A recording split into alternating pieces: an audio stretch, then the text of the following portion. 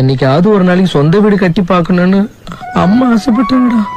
பாண்டி, எனக்கு ஒரு ஆசைடா, ஒரு குடிசையாவது போட்டு தங்கணும்.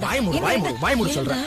உனக்கு என்ன, இந்த இடத்துல ஒரு வீடு கட்டி பார்க்கணும், அவ்வளவுதானே? வீட்டுல கட்டி கொடுக்க முடியாது, பெரிய மாளிகையே கட்டி கொடுக்க.